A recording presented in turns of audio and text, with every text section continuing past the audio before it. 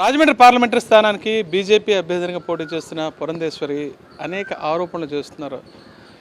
ప్రభుత్వం అభివృద్ధి చేయట్లేదని, గడిచిన 5 సంవత్సరాలుగా రాజమండ్రి పార్లమెంటరీ స్థానం అసలు ఏ రకంగానూ ఈ 7 నియోజకవర్గాలు ఏ రకంగా అభివృద్ధి చెందలేదని, ఎక్కడ అభివృద్ధి అనేది కనపట్టలేదనే విషయాన్ని చెప్తున్నారు. అయితే పురంధేశ్వరి ఇవాళే వచ్చారు. గత 3 సార్లు 3 నియోజకవర్గాల నుంచి పోటీ చేశారు. ఇప్పుడు రాజమండ్రి నుంచి పోటీకి వచ్చారు. ఇప్పుడు మాట్లాడుతున్న మాటలు ఇక్కడ కనిపిస్తున్న అభివృద్ధిని కానీ, గడిచిన 5 సంవత్సరాలుగా సీఎం వైఎస్ జగన్మోహన్ రెడ్డి చేసిన అభివృద్ధి కానీ కనిపించడం లేదంటున్నారు. ఏం చెప్పాలి? అంటే నిద్ర నటించడం అంటారు దీన్ని. పురంధేశ్వరి గారు సీనియర్ పొలిటీషియన్ ప్లస్ కేంద్ర మంత్రి చేశారు. అభివృద్ధి గురించి వారు ఎంత తక్కువ కామెంట్ చేస్తే అంత మంచిది. రాజమండ్రి పార్లమెంటరీ నియోజకవర్గంలో అభివృద్ధి కార్యక్రమాలు జరగలేదని, ఇది మడా ఫారెస్టులకు భూసేకరణ జరిగిందని, అంటే అన్కనెక్టెడ్ ఆరోపణలు వారు చేశారు. కనెక్షన్ లేనిది. ఇక్కడ మడా ఫారెస్ట్ లేదే, ఈ నియోజకవర్గంలో మడా ఫారెస్ట్ లేదు. అంటే అమ్మ, నేను పురంధేశ్వరి గారిని డైరెక్ట్గా అడుగుతున్నాను.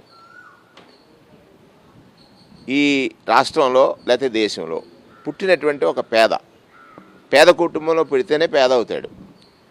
పేదవాడికి నిజమైన రోగం పేదరికమే, ఇంకో జబ్బు లేదు. ఆ పేదవాడి సుదీర్ఘమైన కోరిక లేదా తీరదనుకున్న కోరిక ఒక గృహం. అంటే తాను రోజంతా కష్టపడి ఇంటికి వచ్చి సేద తీరాలంటే గూడు లేక, నీడలేక, తనకంటూ సొంతం లేనటువంటి వాడి కోసం ఇల్లు ఇవ్వటం నేరమా?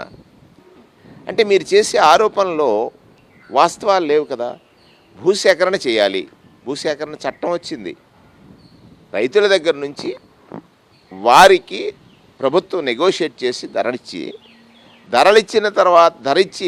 భూసేకరణ చేసిన తర్వాత మొన్ననే పట్టాల పంపిణీ చేశారు. పట్టాలు ఇంతకాలం ఆగటానికి నీ పక్కన ఉన్న వాళ్ళు కారకులు.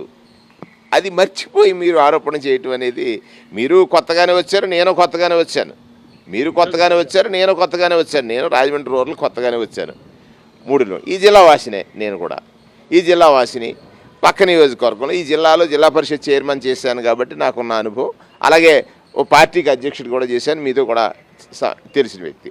నేనేమంటానంటే, ఇక్కడ ప్రజలు పడే కష్టాలకి మీ పక్కనున్న వాళ్ళే కారకులు. అది గుర్తించండి. రాజమండ్రి రూరల్ నియోజకవర్గాల్లో తెలుగుదేశం గెలిచింది. తెలుగుదేశం పార్టీ నాయకులు ఏమనుకున్నారంటే, ప్రజలకు పని కాకుండా చూసి ఆ నేరాన్ని అధికార పార్టీపై నెట్టాలని వారు చేశారు ప్రయత్నం. అది అధిగమించి ఇళ్ల పట్టాల పంపిణీ కానీ, ఇళ్ళ నిర్మాణం కానీ చేపట్టినటువంటి పరిస్థితులు ఉన్నాయి. ఇక్కడ లక్ష్యం ఏమిటి?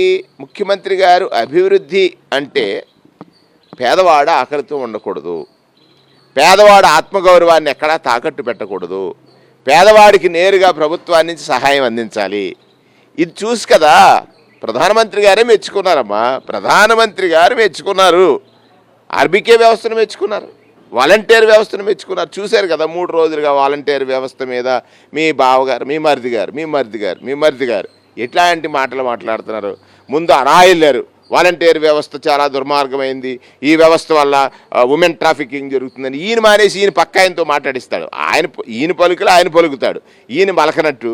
కానీ ఆ వాలంటీర్ వ్యవస్థ ఒక రోజు పని చేయకుండా మీరు ఎన్నికల కమిషన్కి ఇచ్చిన పిటిషన్ వల్ల జరిగినటువంటి నష్టం 35 మంది చనిపోయారు.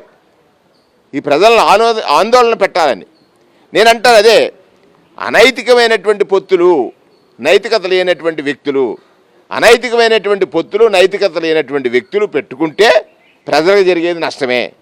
అది నిన్న 1వ తారీఖు నుంచి మనం చూసినటువంటి పరిస్థితులు ఉన్నాయి. ప్రభుత్వం మీద ఏదో ఒక నింద వేసి లబ్ధి పొందాలని ఏకైక లక్ష్యం. మీ దగ్గర ఎజెండా లేదు. మీరేమంటారు? నేను అడుగుతున్నాను డైరెక్ట్గా. వారిని పార్లమెంట్కి పోటీ చేస్తున్నారు కాబట్టి మీరేమంటారు? ఈ రాష్ట్రంలో బీసీలు ఉన్నారు. బీసీల ప్రధానమైనటువంటి కోరిక కులగణన. ఈ రాష్ట్ర ప్రభుత్వం చేపట్టింది, కేంద్రానికి పంపించింది, ఎన్నికల కమిషన్కి ఈ కులగణనకు సంబంధించినటువంటి డీటెయిల్స్ అన్నీ పంపించి దాన్ని రిలీజ్ చేయాలని చెప్తుంది. భారతీయ జనతా పార్టీ దానికి అనుగుణంగా ఉందా?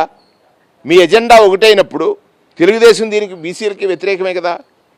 తెలుగుదేశం, జనసేన బీసీలకు వ్యతిరేకం కదా. జనసేన పాపం ఆయన సోషల్ ఇంజనీరింగ్ చేస్తానని ఆయన సోషల్ ఇంజనీర్ అయిపోయాడు. సోషల్ ఇంజనీరింగ్ చేస్తాను, నేను ఈ జిల్లాలో కాపుల్ని సెట్టుబల్లిని కలుపుతాను అని అంటే పాపం అమాయక సెట్టుబల్లిని పరిగెట్టారు.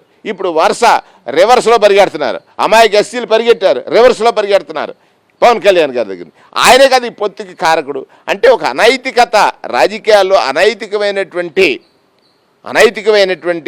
కార్యాచరణ చేసినటువంటి వ్యక్తులకు ఇవాళ నైతికత విలువల గురించి మాట్లాడటం, ఎన్నికల్లో పోటీ చేస్తున్నాం కాబట్టి అభివృద్ధి జరగలేదు మేము చేసేస్తాం. ఏమిటి ఎజెండా? ఎస్, మీరు అన్నారు ఆదికవి నన్నయ్య జనించినటువంటి స్థలం, సంఘ సంస్కర్త వీరేశ లింగం పంతులు గారు జనించినటువంటి స్థలం, టంగుటూరి ప్రకాశం పంతులు లాంటి వ్యక్తులు పరిపాలించినటువంటి స్థలం. ఎస్, రాజమహేంద్రవరం వచ్చారు, హుందాగా మాట్లాడండి, హుందాగా ఆరోపణలు చేయండి. హుందాతనంతో మీరు స్థాయి దిగజారిపోయి మాట్లాడితే అమ్మా ఇది వినటానికి బాగలేదు. చూసేవాళ్ళు కూడా ఇదేంటి పురంధరేశ్వరి గారు ఇలా అయిపోయారంటే అనుకుంటారు. నేను కూడా మిమ్మల్ని చాలా అభిమానించేవాడిని గతంలో అంటే ఇప్పుడు కూడా అభిమానిస్తాను. కానీ మీరు స్థాయి దిగజారి ఆ పక్కన సాహవాస దోషం ఏమో ఒకసారి చూసుకోండి. సాహవాస దోషం వల్ల స్థాయి దిగజారి పలుకులు పలికితే ప్రజలు వినరు. ఎక్కడ మీరు చేసినటువంటి ఆరోపణలో పటుత్వం లేదు, పసలేదు. పటుత్వం లేదు, పసలేదు. పసలేని ఆరోపణల్ని ప్రజలు ఎలా నమ్ముతారు అనుకుంటున్నారు? ఆమె ఆలోచించుకోవాలి. ఆమె విజ్ఞతకే నేను వదిలేస్తా ఉన్నాను.